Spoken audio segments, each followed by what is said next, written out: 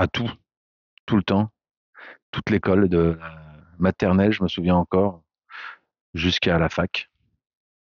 J'ai adoré l'école. Les spectacles de fin d'année en primaire. Mon meilleur souvenir d'école, c'est la première fois que j'ai mis les pieds sur scène. C'était en première. On jouait Le Visiteur d'Éric Emmanuel Schmitt. Donc mon premier souvenir d'école, c'est pas un souvenir d'école. Mon meilleur souvenir d'école, c'est un souvenir de théâtre. Ça n'a pas été très facile l'école pour moi. J'ai beaucoup déménagé, j'ai fait beaucoup de classes différentes. Bon, j'ai vécu en Guadeloupe peut-être à l'âge de 9 ans, donc c'était chouette de c'était difficile et en même temps difficile parce qu'il parlait créole, je comprenais rien, mais c'était chouette d'aller à l'école en bateau et de me retrouver dans cet environnement que j'ai adoré. Ma matière préférée, c'était le français.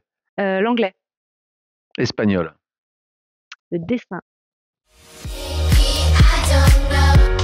Bien sûr, en fait, je parle à chaque fois du même parce que c'est lui qui a fait en sorte que je sois là aujourd'hui. C'est Stéphane Simons, c'est mon prof. Je le dis en riant parce que c'est vrai que je parle vraiment beaucoup de lui et parce que voilà, il n'y a pas beaucoup de profs dans une scolarité qui vous marque, qui vous passionne.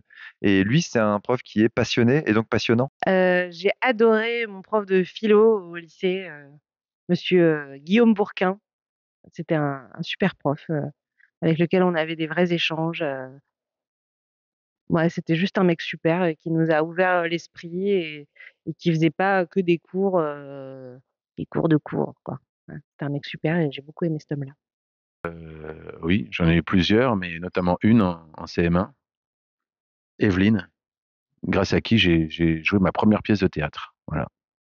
ouais, j'ai 2 profs de français qui m'ont marquée, un qui s'appelait Alain Mével et j'étais folle amoureuse de lui. Bon, c'était mon père, hein, on va dire, parce qu'il avait l'âge de mon père et puis, j'ai eu une autre prof qui ressemblait à Armande Altaï, je sais plus son nom, qui était prof de français aussi, une rousse avec un grand chignon et j'ai eu 20 sur 20 en orthographe pendant toute ma sixième. Alors ça n'était pas concevable, mais elle venait et puis elle nous pendant toute la dictée, elle nous montrait toutes les fautes qu'on faisait.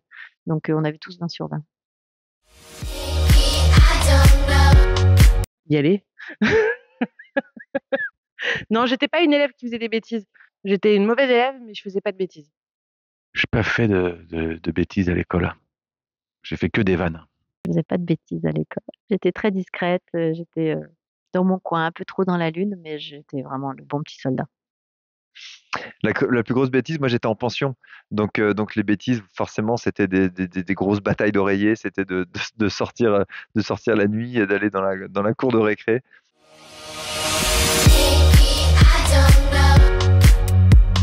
Ah non, plaisir de retrouver les copains. Moi, l'école, c'était surtout pour les copains, hein, pas pour travailler. Mais j'adorais la rentrée. Moi, j'adorais ce moment où on allait faire les courses avec ma maman et quel cartable et quel cahier et quelle trousse, et comment je m'habillais le premier jour. Enfin, voilà, ça, c'était un truc que j'aimais bien et puis retrouver les potes.